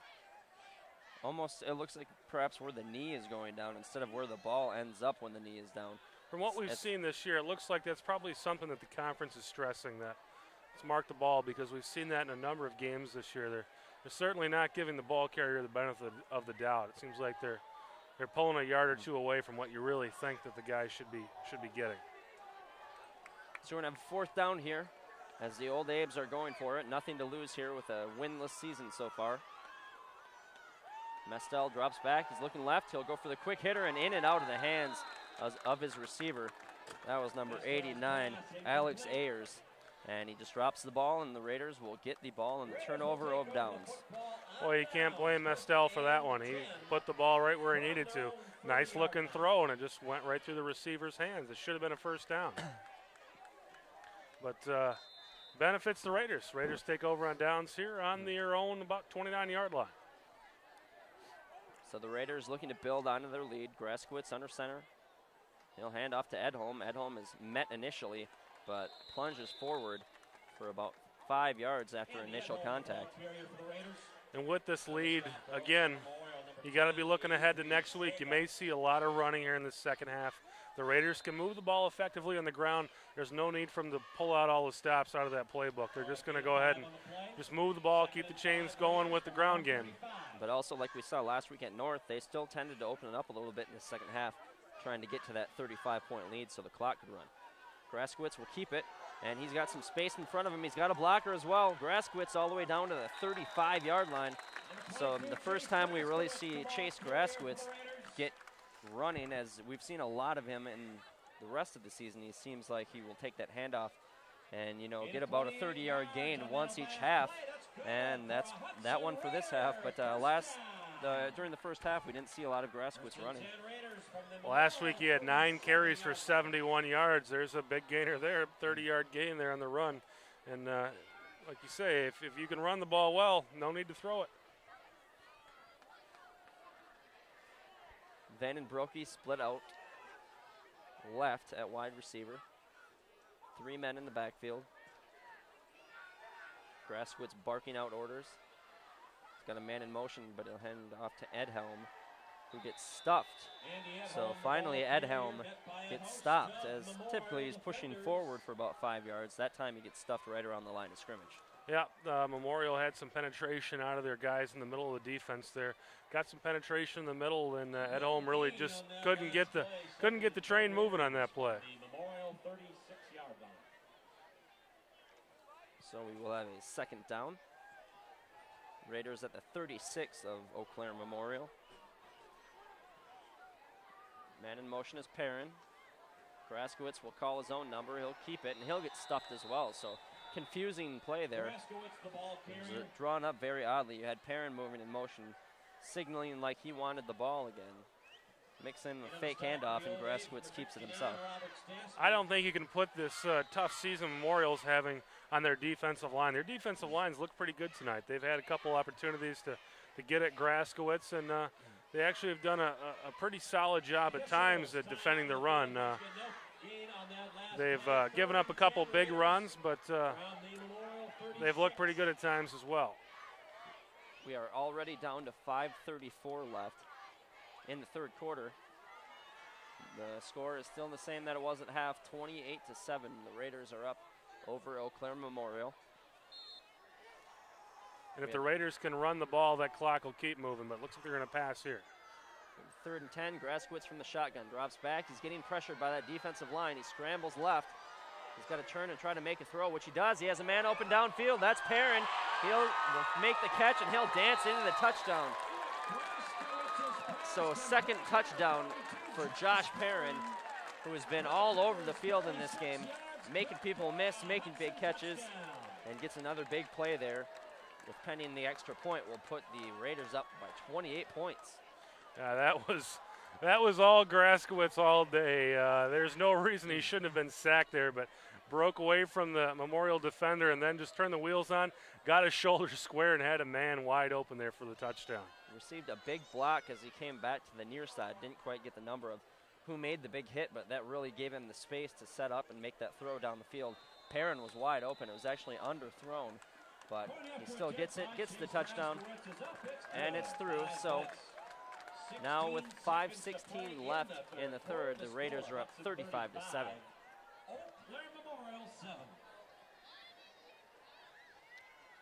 Well, that was quite an interesting drive in that Hudson was moving the ball quite well on the ground. It seemed like the train slowed down a bit, and then just a play that was made by a player. I mean, when you've got a guy like that, like Graskowitz, just about getting pulled down there for the sack, and when things are going your way, things are going your way. And over the last 3 weeks, things have really gone the way of the Raiders. They have put some things together and have kind of turned around the way they play the game of football, and no one's been able to catch up with them yet. Edholm will line up for the kick. Now a 28-point lead by the Raiders. Memorial handles this one cleanly for once on the kickoff, but they'll only get out to about the 20-yard line before they're shoved backwards, make it the 25. See where they spot the ball, but either way, Memorial down by 28 points. They're going to have to try to start marching down the field here if they want any chance to win. Might be one of those aiming for more moral victories at this point. This is a spot here if the Hudson defense can hold serve, keep them from scoring. The offense gets on the field and does what they've been doing. We could have a running clock here once again. So Hudson continues its run of dominance. Really started right after that loss to River Falls, as they've won 2 in a row and are well on their way to their 3rd victory in a row in the conference. First play for Memorial. Sam Fisher gets the carry. He gets stuffed right away. Gain of 0. Since that game, Paul, Hudson has outscored their opponents 105-7 since that River Falls game. That is dominance over the last 3 games. And that includes that win over Menominee. Got 3 wide receivers out for Memorial. Drop back to pass, quick 3-step drop, and that one is just taken down, and a very late hit there by the Raiders. The Memorial sideline looking for a penalty, but just more or less a continuation of the play, as Mistel had a man open, but he just kind of dropped the ball again. Some hooping and hollering over there on the sideline, but no flag. The Raiders defense looking good there, nice coverage, and keeps the ball out of the hands of the receiver. Could have got a little help from the receiver, though, as you say. The Memorial receivers have done Mistel no favors tonight. The weather is a little bit more chilly nowadays, so it might be some cold hands. Mistel drops back to pass. He'll roll right. He's got a man open. This time they catch it. Looks like he's going to be short of the first down, though. Paul, the weather's chilly, and if you notice, if you park your car outside, you come out in the morning, you have all that condensation on your car. Well, that kind of creates a slick effect on the field, too. That ball is a little more slick now. Even though we're not seeing any rain or anything like that right now, the ball is a little more slick than you'll see it earlier in the season. No wind, though, to speak of tonight. So yeah, really a pretty nice night for a game. Once again, the run of nice weather that we've had, I mean, besides the temperature, which is, naturally going to fall, but as far as precipitation, we've avoided it for the most part this season. Got 4 wide receivers. Actually, never mind. This is a punt. punt is going to be nearly blocked. And another short punt. Perrin's just going to let it go. He just had thoughts of trying to get in for his third touchdown of the game. But he decided to play it safe, get the offense back on the field, and like you said, if they can score here and get the extra point, they can get that running clock going. As right now, there's 4:11 left in the third quarter, so this one could be over very quickly if Hudson does their job. They get that running clock going, we're going to be out of here in about 20 minutes. But, boy, the Raiders looking good there. Lugatis, actually, he did get a piece of that punt, and that's why it was as short as it was. Didn't give Perrin an opportunity to return it.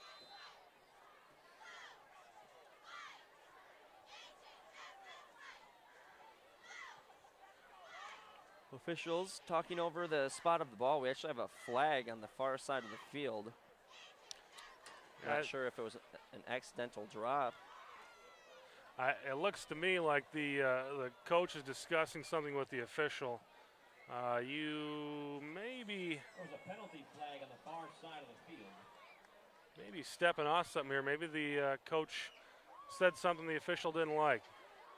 Well, looks like we're not moving the ball, so maybe the official just picked the flag up. So the Raiders take over at the 42. Handoff goes to Edholm. Gets hit again, then drags a pile of 4 defenders near the first down. Edholm continues to bull his way forward. And that's the Edholm that we've been used to seeing over the last few weeks, just powering through the line and getting back into that second level, making the linebackers and the DBs pile onto him to make the tackle. If you can get past that initial line, you can make hay quite easily out there. You can hear the crunch of his helmet hitting the shoulder pads of the defenders, and then he just keeps pushing forward after that initial contact. Option here, and we've got a man, that's number 36, a seldomly called number, Robert Francis. He had a couple plays last week as well. Gets into action here.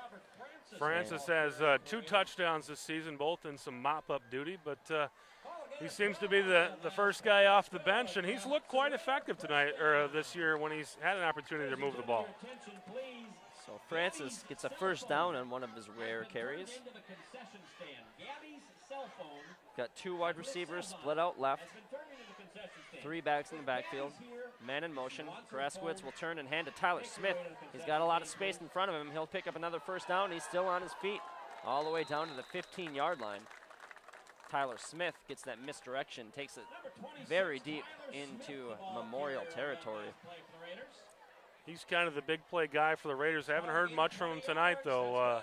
He's been in that game, and he's been moving around as the motion man, but I haven't seen much of him yet tonight. Nice run there by Smith.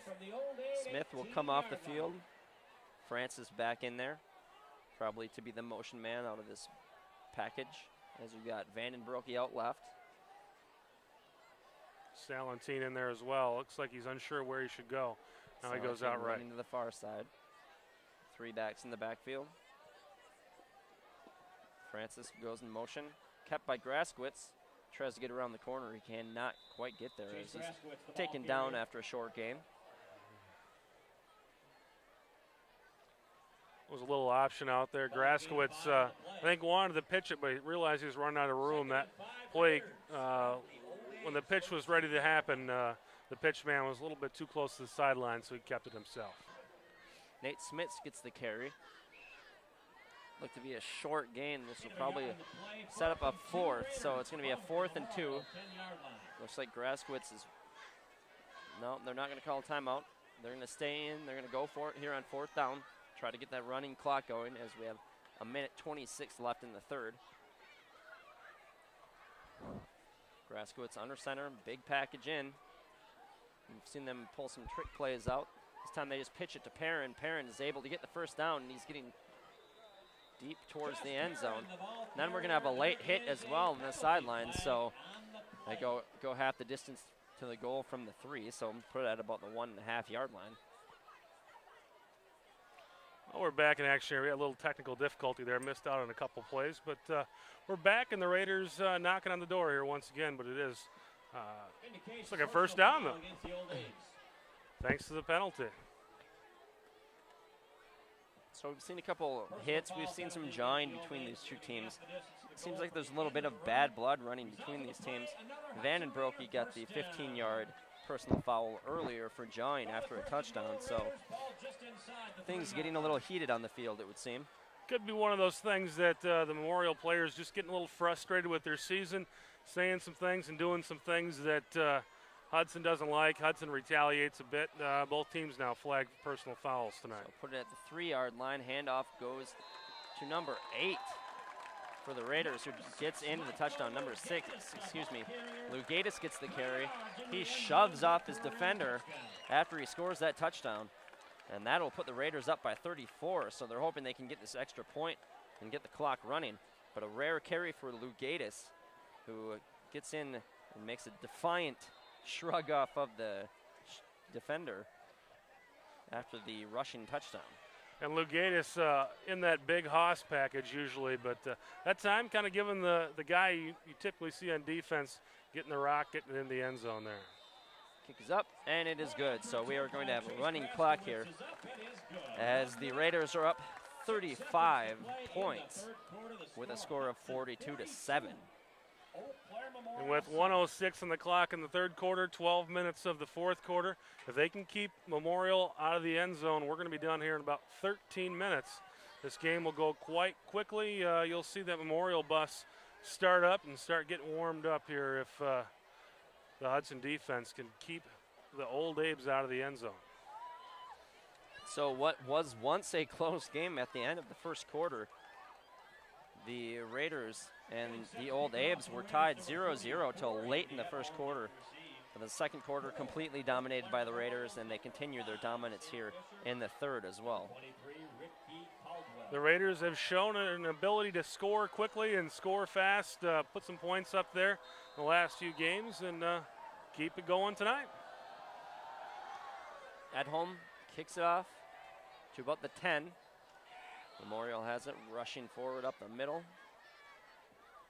Stopped at about the 30-yard line. Returned there by Fisher. Just for your information, we are at a 35-point differential in the score. Wisconsin high school football rules. So the PA announcer explaining the time runoff rule. The only time the clock will stop, as long as the differential is 35 or greater, is by the referee. So the clock rolling here. Memorial probably only going to get one play in this quarter here. Handoff. Instantly met by number 20. Caldwell gets leveled right after carrying the ball. And if that's the last play of this quarter, it's going to be a painful one for Ricky Caldwell. 12 seconds and the clock rolling right now. Doesn't look like the Abes are going to get another play off. And they're not even going to attempt to, so the clock will expire on the third quarter here. That is the end of the third quarter. So going into the fourth, the Raiders are up by 35 points. The score is 42-7.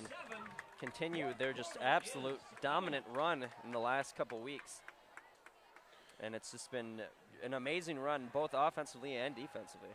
As we said earlier, 105-7. Now it's 112-7. The Raiders have outscored their opponents since that tough homecoming loss to River Falls 3 weeks ago. So that loss, sometimes you need to lose. In that when you lose, it kind of gives you a reality check, makes you realize that you can't just go on the field and expect to win.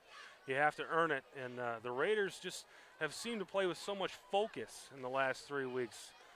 Rarely making a mistake tonight. They made a few mistakes early on in the game, but look like they've cleaned it up, and they're 12 minutes away from another victory and another shot at the playoffs. If they win tonight, they clinch a playoff spot. Hudson right now 3-2 on the season. They've won their last 2 conference games to get them to 3-2. Win tonight would put them at 4-2, and Memorial is going to drop to 0-8 on the season and 0-6 in the conference. Deep ball here, and he had a man open at about the 45-yard line, but Mestel's pass just went a little bit too high as Alex Ayers couldn't hang on to the ball. Pretty nice looking toss there, just a little bit of an overthrow. He tones it down maybe a yard or so. That could have been a touchdown there for the Old Abes.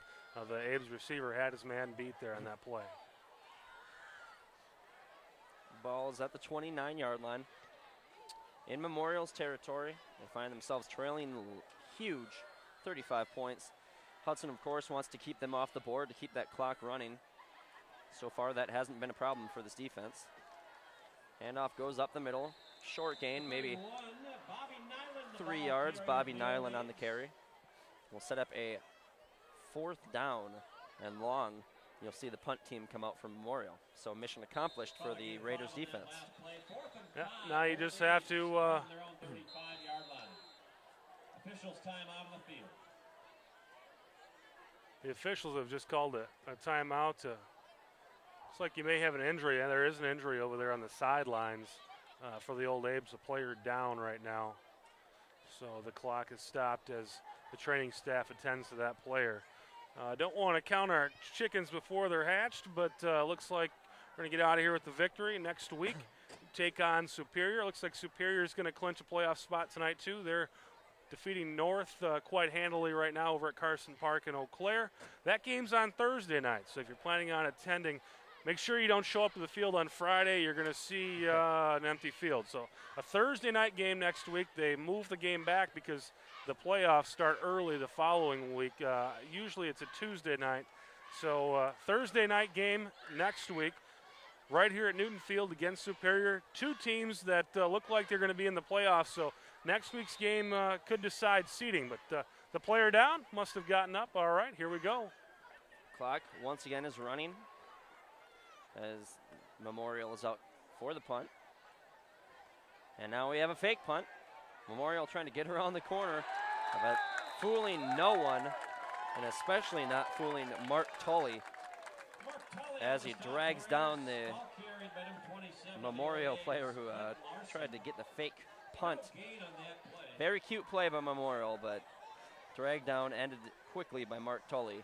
We saw Eau Claire North last week pull off a fake, and I'm sure the Old Abe's did too and thought, hey, let's give it a shot. But the Raiders defense staying home and makes the stop. That's in the nothing to lose portion of the playbook. Graskowitz makes a pitch while he's diving down towards the ground. Able to get it to Robert Francis, who gets a nice gain there on 1st down. Again, we talk about when things are going well, things go well. And that was one of those spots where it looked like a busted play, but ends up being a little nice gain there of about 5 yards from really a play that should have ended in a 2-3 yard loss. New quarterback, it's not Graskowitz, it's Bo Holmes. He has taken over at quarterback with this large lead for the Raiders. So get the backups pretty much an entire quarter, see what you got for the future. Yeah, you're going to see Bo Holmes next year as Graskowitz a senior, Holmes a junior. So gives him an opportunity to get some live action, get in the ball or get in the game there and play under live circumstances. And when you're playing in practice as the second quarterback, you're usually the scout team quarterback. So you usually don't get to run your own offense because you're running the opposition's offense. So this is a spot where he gets to run his own offense and gets to run it against defenders that are actually trying to tackle him instead of just put a hand or two on him. Bo Holmes with the pitch there to Robert Francis. Maybe a look into the future. We had another official timeout because of another injured player. So either a case of bad luck by Memorial or a strategy to prolong this game. I don't think they want to prolong this game. I think they'd rather see this thing end and get on the bus and go home. I think you're seeing some players just getting wore down. The Hudson offensive line probably starting to push some guys around, and it's kind of wearing them down. Holmes under center. We also have a new receiver split out to the right. An interesting formation on that play as the ball carrier drags it forward. That's Pilarski. So Pilarski gets it to about the 35. Could be good enough for a 1st down. And Pilarski saw quite a bit of action against Chippewa Falls since that game. That was a game that Andy Edhold missed when he had mono. But since that game, we've just seen Pilarski in some mop-up duty, but he plays pretty well. And now the Raiders' new quarterback, Holmes, gets stuffed right away. And on that previous play, could have sworn that was a 1st down. You see where the 1st down marker is spotted. Yeah, you'd think you'd at least had a measurement there, but not so. And now the Raiders with a 4th down and about a yard. And Memorial, once again, the show in the center of their line, the middle of their line, getting some penetration on that play. I think maybe the officials didn't want to have an official timeout, stop the clock, end up backfiring as the Raiders are now going to give up the ball. And Memorial has it, and they're going to get on the board here unless a Raider can catch him, and that's going to end that 35-point lead. So the officials, if that was their intention, to not have to stop the clock again, have just got themselves a stop clock for the time being, as the Raiders have cut the lead to 29 points. Trust me on this, Paul. The officials would have liked to have seen that clock go too. They get paid by the game, not by the hour, so they would have liked to have seen this game end as well. I don't think really anybody wanted to see that touchdown. I mean, it's a good thing for Eau Claire Memorial. They got themselves back on the board, but I'm sure they'd like to get on the bus and get themselves back to Eau Claire as well. But it all really goes back to that third down when they didn't measure, when it looked like the first down marker was at the 30 and the ball was almost near the 31. It looked like a for sure first down up here. Fans were yelling for a measurement at least. They didn't get it, and then 2 plays later, instead of continuing the drive, Memorial gets on the board. We're not on the field, Paul, so I don't know what the coaches are saying. But with those 2 injuries, the coaches on the Hudson sideline may have been saying, hey, they're trying to stall. Keep that clock moving. What are you doing? So then the officials in their mind may go, hey, we'll keep the clock moving then. We won't make the measurement. So, like I say, that's speculation. We're on the field, but that could be what happened right there. Either way, I think it was definitely worth a measurement that they didn't give. And then, the second team offense, they'll get a lot of time out there. Their spirits are dampened a little bit with the way that went. Ends up, them coughing up the ball, and probably a pretty big disappointment for a lot of people on the sidelines who just wanted to get home, and a lot of fans who are cold and want to get home. So, well, I think they were unfairly penalized with not even getting a measurement on that one, and having this thing turn around so quick. I have to agree with you there. One of the bright spots of that whole thing happening, though, is second-team offense probably going to get a little more opportunity here. They'll have a few more plays to work on things for next year. Definitely as a second team, you don't want to go out there and disappoint the coaches who put you in there and the first team that got you in there. So to have a series like that happen, probably pretty disappointing for them, but they'll get another chance to come out here. Yeah, you don't want to do that intentionally to give yourself more plays, but that is the glass half full side of what happened right there. It's unfortunate to get that clock stopped, but the good thing is that the offense will have probably a few more opportunities to run their offense with the second teamers out there. Holmes back under center. He's got a man split out to the right, also a man in motion. That's Francis. Francis gets stuffed behind the line of scrimmage. Not able to get to the 25, so that's going to be a loss of about 5 yards. Well, the Abes seem to have figured out the Hudson Raiders second team offense. Couldn't do much with the first teamers, but the last few plays, the Abes defense has looked quite well. And once again, that defensive line from Eau Claire Memorial not looking so bad. And now we're going to have a stoppage by the officials. Another injured player. This time it's on the Raiders sideline, and it looks like Robert Francis down there. So now we'll have the handoff up the middle to Pilarski. Pilarski, kind of a version of Andy Edholm, that punishing back. We saw him earlier this year. He's back out there with the second team now. This is definitely an advantage for the first team defense, if that's who is still out there from Memorial, because they've had to face, the top competition against their opponent. And now you're pretty much facing the same offense, except with a team that's not working quite as tight and not as talented as the first team. So you get a whole game to get used to defending this offense. Then you get kind of a slimmer version of it coming in. And you're dealing with not quite the offensive package either. As you can see there, with 3rd and long, with Graskowitz in the game, you're going to see a pass with the second teamers in there. And with the lead the way it is, just run the ball, keep the clock moving while you can. They're going to let the clock tick as far as they can before they punt this ball here. Down to 6:50 left in the game. Raiders up by 28. The score is 42-14. Looks like the Memorial Old Abe's having some personnel problems. Not going to be able to get off the field on time. So we'll let the officials sort whatever this is. Looks like a timeout by Memorial. As they were unable to get their personnel straight on the punt there. That's a good timeout, because if they get penalized there, it makes it a 4th down and 1 instead of a 4th down and 6. And that's a situation where the Raiders may go for it and keep the ball away from them. So it's a very good timeout there by Eau Claire Memorial.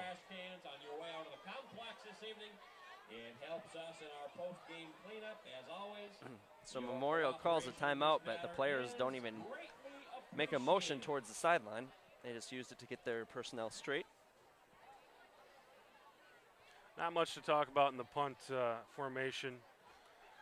You have your set play that you run. You're either going right or you're going left, or you either put the block on or you put the coverage on, and not much else really to talk about.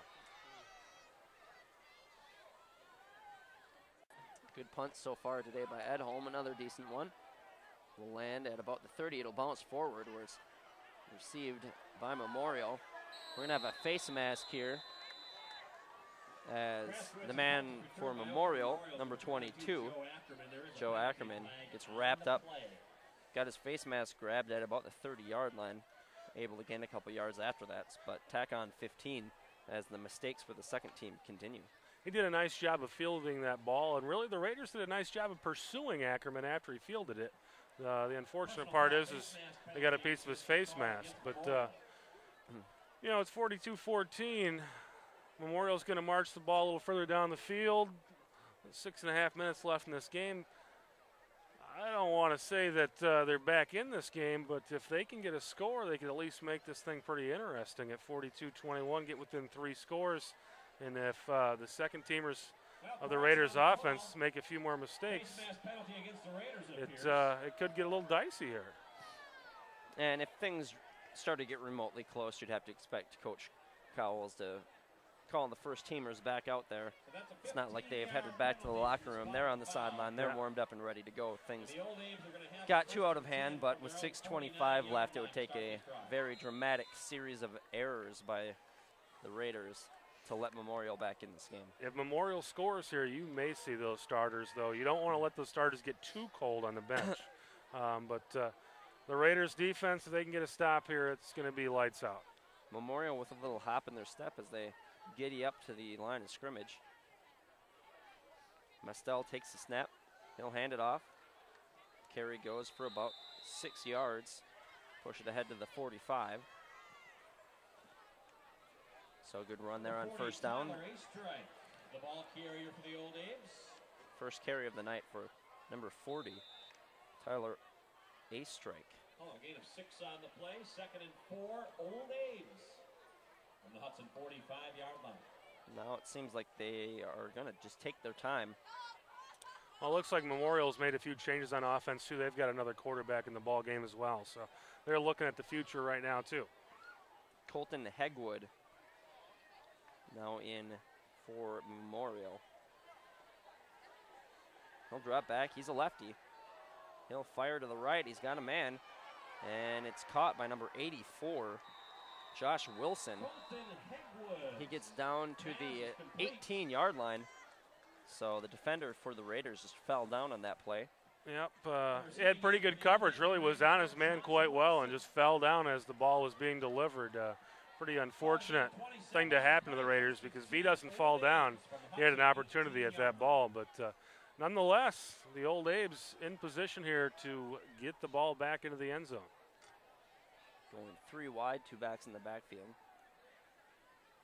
Hegwood under center, he drops back. Actually, he'll hand off. And number 40, Tyler Astrike, trips over his own feet. Actually looks like he slipped on that ground. Yeah, we talked about the ball being slick, but there's some dew on that grass too, and if your cleats don't get into the dirt, you're going to let your legs get out from underneath of you. So we'll set up a 2nd and about 10. Oh, a loss of 1 on that last play. 2nd and 11. 2nd and 11, Old Abe's from the Hudson 19-yard line. Down to 4:45 left in the game. Hegwood out there under center, the new quarterback for Memorial.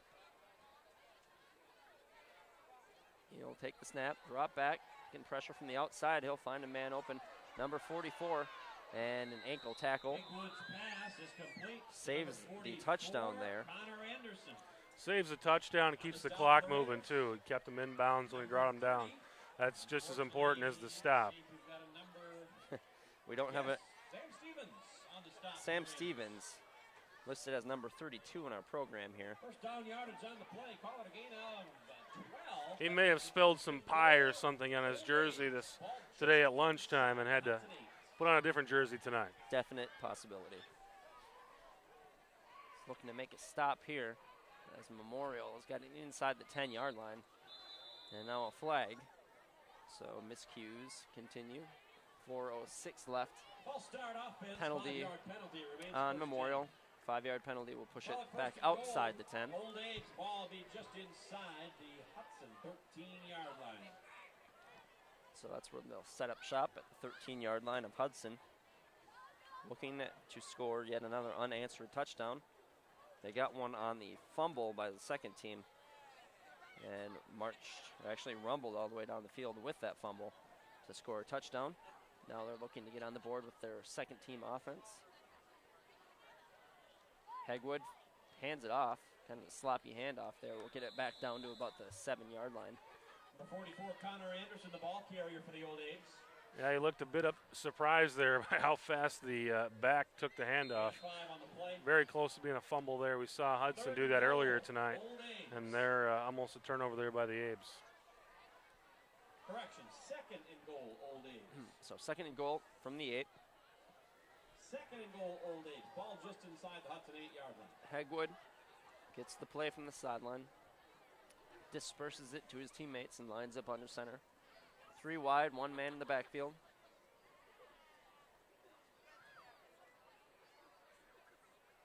Takes the snap, another quick handoff up the middle, gets to about the 5. That'll set up a 3rd and goal from the Hudson 5-yard line. We're seeing some different formations out of the Abes with this team too. That definitely looked like a passing formation, and Memorial went ahead and ran it. 2 guys down to the short side of the field and 1 guy over on the wide side of the field there, but ran it to the weak side, picked up a couple yards, got 3rd and goal now. So Memorial taking their time. They have no aspirations of a comeback here as they're down by 28 points with 2:25 left in the game.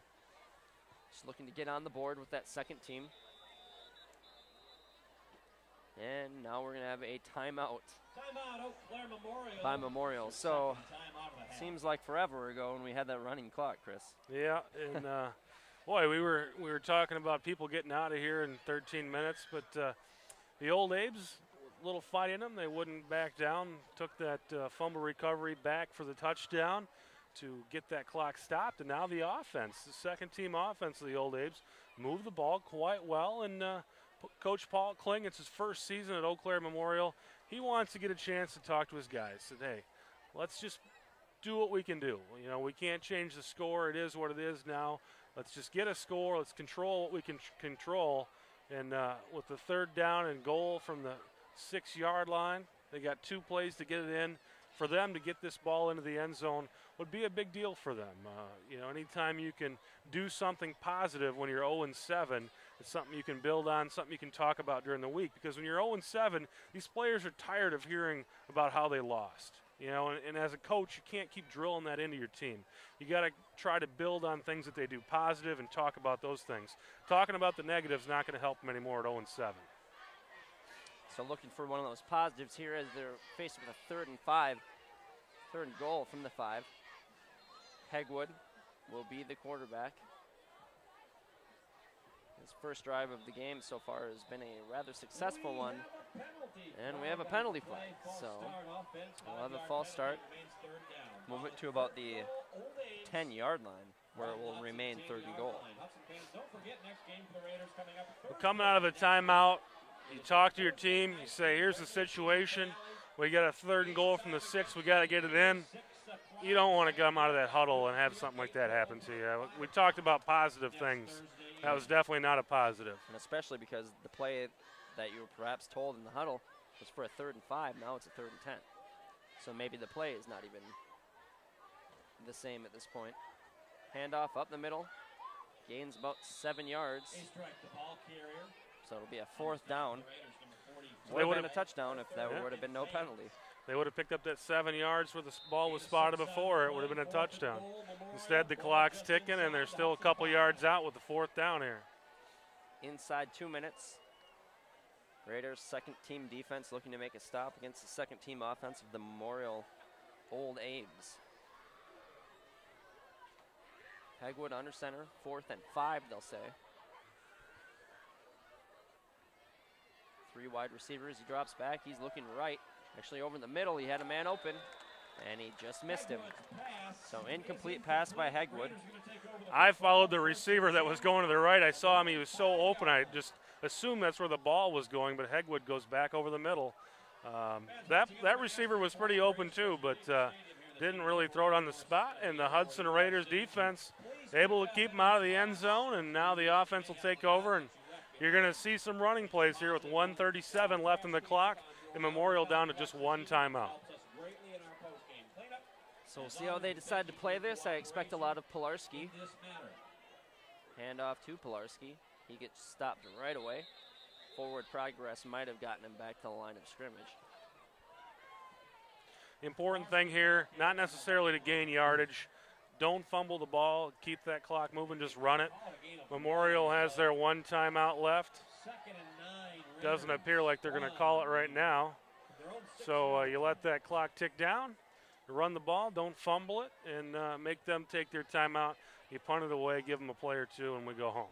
They'll say he gained a yard on that play, so it'll be a 2nd and 9 as we're nearing 1 minute left. And now the handoff inside. Looks like that might be Francis again. Nope, Tyler Smith is back on. He may be close to a 1st down there, and he is. Nice moves there to get that 1st down as well. Well, that will pretty much put this ball game out of reach. Memorial doesn't have enough timeouts to stop it, so all we have to do is not fumble the ball, and we'll get out of here with the victory. So there was a very long stretch of dominance in this game by the Raiders. Pretty much the 2nd and 3rd quarter completely owned. Before the 4th quarter, things got a little muddled with the second teams. Chippewa Falls has defeated Menominee by a score of 33-14. We're getting one final score. Chippewa Falls over Menominee, 33-14. So the Cardinals clinched the Big Rivers Conference Championship with that victory. So the Chippewa Falls Cardinals with their 2nd straight Big Rivers Conference Championship. So congratulations to Chippewa Falls as time is now expiring on this game. So congratulations to the Raiders as well on moving to 4-2 in the conference, continuing their dominant stretch in the middle of their conference season. Now 1 more conference game left. 4-2 clinches the playoff spots for the Raiders. And pretty much next week's game will be the big indicator as far as who they play. Yep. From what we know right now, it looks like Superior's going to get a win tonight, so they'll clinch a playoff spot. It looks like River Falls is going to get a win tonight, so they'll clinch a playoff spot. So once again, the Big Rivers Conference will have 5 teams advancing to the playoffs this year as they did last year. 3 of those teams are Division I teams. Chippewa Falls is Division I, Hudson Division I, and Superior Division I. Now, we'll probably get bracketed up with some teams from around this area. You're looking at the Wausau area schools. Stevens Point has 1 loss. The only team they've lost to is DC Everest. DC Everest, 4th ranked in state. They're undefeated. They've been down to state several times. They're a football powerhouse. That's not the team that you want to play. La Crosse Central also looks like they're going to get in the playoffs if they can go ahead and win the next couple games. And it looks like Wisconsin Rapids may be in the playoffs. I don't think the WIAA will give the Hudson Raiders a game against Rapids. The way I project things, if Rapids is in this bracket, they'll probably play Chippewa Falls. So, based on what happens next week, you could see a game, whoever wins that game is either going to get La Crosse Central or they could get Stevens Point. Now, that's who the Raiders played last year in the playoffs and lost to. Stevens Point's a good football team. The loser of tomorrow or next week's game is probably going to get DC Everest. So to win next week gives you an opportunity to possibly get a home game, possibly play Lacrosse Central. But one thing you don't want to do is lose. If you lose, you're going to DC Everest next week. Those teams may get bracketed up with the Green Bay teams, but the way the WIA has done things in the past, usually they're bracketed up with schools over in this neck of the woods. So again, next week, a big game. We got out of here, we did our business tonight, got the victory over Eau Claire Memorial, did what we were supposed to do, win 42-14. Next week against Superior, you got to think Hudson is going to be a slight favorite. It's a home game. Superior's got to make the long trip down here. It's a 6 o'clock game too. When Superior makes a road trip, since they're so far away, what the WIA has done is given them an opportunity to play a 6 o'clock game, so they're not on the road really late at night. So don't forget, a Thursday night game next week is with Superior, the biggest game of the season for the Raiders.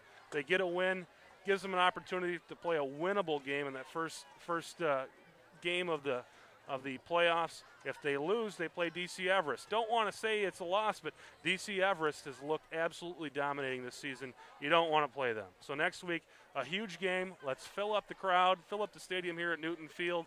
Thursday night at 6 o'clock. So don't show up at Friday at 7. So that'll wrap things up from Newton Field. Dominating effort for Hudson as they win 42-14, winning their third conference game in a row in very convincing fashion. And like Chris mentioned, we'll be back next Thursday at 6 p.m. And you can check out all the Hudson games on Channel 15 in Hudson. Access 15 will be on heavy rotation hopefully this week, and then we'll be back next week with the game. The final game of the conference. We'll also be having some playoff games as well. So for Chris Larson, I'm Paul Winkles. We'll see you next week, and enjoy this victory.